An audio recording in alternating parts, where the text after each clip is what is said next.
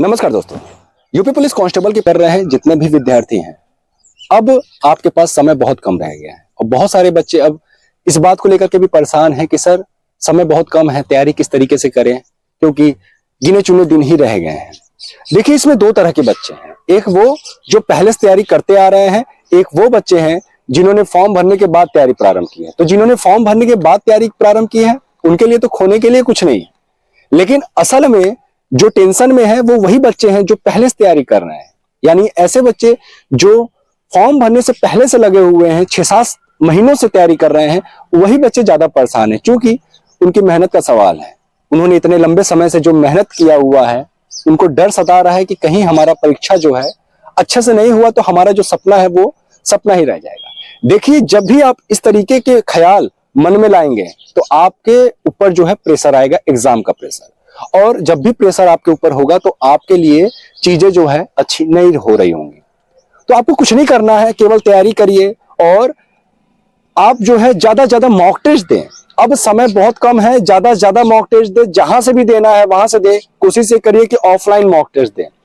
और मैं एक चीज क्लियर कर देना चाहता हूं कि ऐसे प्लेटफॉर्म से मॉक टेस्ट न दें कि जहां से आपका कॉन्फिडेंस गिरे। बहुत सारे ऐसे बच्चे हैं, मैं नाम तो नहीं लूंगा, लेकिन ऐसे जगह से मॉक टेस्ट दे रहे हैं कि वहां पे उनका स्कोर कम आ रहा है और इससे उनका कॉन्फिडेंस लेवल गिर रहा है। देखिए, एक मैं छोटी सी अपनी स्टोरी बताता हूं। जब मैं तैयारी कर रहा था तो मैं जिस कोचिंग में तैयारी करता था, वाराणसी में अभी भी वो कोचिंग चलता है और यूपी पुलिस कांस्टेबल और एसएससी जीडी के लिए टॉप कोचिंग कहा जाता है। उस कोचिंग को सक्सेस मिरर नाम है, प्रमोद सर वहां के हेड हैं। और जो बच्चे मेरा ये वीडियो देख रहे होंगे वो जानते भी होंगे कि वो कोचिंग जो है कि किस तरीके से सिलेक्शन दिया है उन्होंने यूपी पुलिस और एसएससी जीडी में।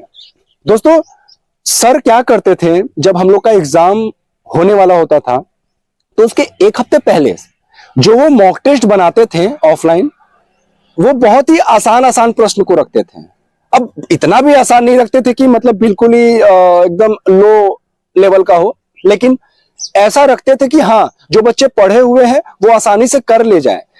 उनका एक सिद्धांत था, वो कहते थे कि देखिए, जब आप एग्जाम सेंटर में बैठने जा रहे हैं, एग्जामिनेशन हॉल में जब आप बैठ रहे हैं तो आपका कॉन्फिडेंस ऊपर होना चाहिए, ना कि डाउन होना चाहिए। क्योंकि जब आपका कॉन्फिडेंस नीचे रहेगा तो आप आते हुए प्रश्नों को भी गलत करके आते हैं। इसलिए वो जो है मॉक टेस्ट थोड़ा सा डाउन करके रखते थे, ताकि बच्चे जो है ज्यादा प्रश्नों को सही कर सके और उनका कॉन्फिडेंस लेवल अप रहे जब वो एग्जामिनेशन हॉल में पहुंचे। तो मैं आपसे सीधे यही कहना चाहता हूं कि आप सभी ऑफलाइन टेस्ट दें। किसी भी प्रकाशन की आप जो है ऑफलाइन प्रैक्टिस सेट लेकर के आप अच्छे से तैयारी कर सकते हैं।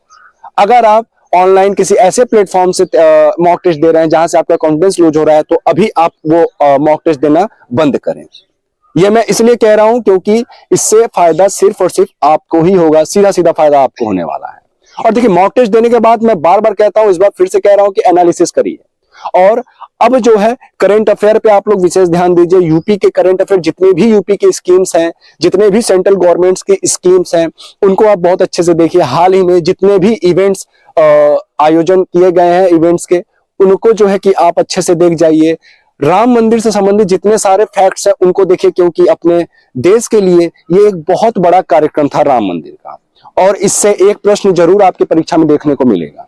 दोस्तों, बहुत सारे ऐसे बच्चे हैं कि जिनके लिए ये यूपी पुलिस भर्ती ही सब कुछ है, क्योंकि आप जानते हैं कि 5 सालों के बाद ये वैकेंसी आ रही है और 60,244 जो ये पद हैं, ये सिर्फ और सिर्फ सिविल के लिए है। पहली बार ऐसा हो रहा है कि सिविल के लिए इतनी बड़ी संख्या में जो है वैकेंसीज निकाली गई हैं।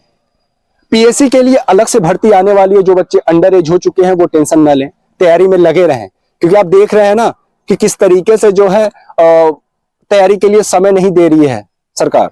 तो हो सकता है कि पीएससी की भी वैकेंसी निकालने के बाद इसी तरीके से कुछ आपको समय मिले, तो अच्छा होगा कि आप जो है पहले से तैयारी में लगे रहें। दोस्तों, बहुत सारे बच्चों का प्रश्न आता है कि सर एडमिट कार्ड कब जारी होगा। तो एडमिट कार्ड आपका 10 फरवरी के बाद चाहे जब जारी किया जा सकता है, और एग्जाम सेंटर आपका बहुत दूर नहीं भेजा जाएगा, ठीक है। पास में ही आपको एग्जाम सेंटर मिलेगा, सटे हुए जनपदों में। बहुत ज्यादा दूर भेजेगा तो सटे हुए जनपदों में, या हो सकता है आपके खुद के जनपद में भी एग्जाम सेंटर भेज सकता है। दोस्तों, आप जितने भी बच्चे आप लोग तैयारी कर रहे हो, मैं हमेशा से कहता आया हूं, एक बार फिर से कह रहा हूं कि रीजनिंग और हिंदी पे विशेष पकड़ बना करके रखें आप, क्योंकि ये जो दोनों सब्जेक्ट हैं ये आपको सिलेक्शन दिलाने का काम करेंगे।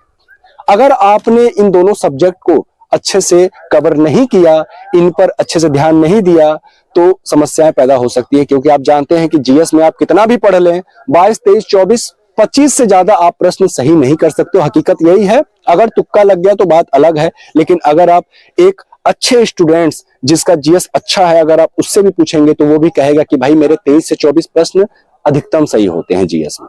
तो मैं ये नहीं कह रहा कि जीएस आपको ध्यान नहीं देना है, लेकिन रीजनिंग और हिंदी पे विशेष फोकस रखें और कोशिश ये रहे कि ज्यादा ज्यादा ऑफलाइन पढ़े, किताबों की सहारा लें। क्योंकि ये जब से ऑनलाइन का समय आया है तब से बच्चे जो है किताबों का सहारा लेना बंद कर दिए, जो कि बहुत गलत है।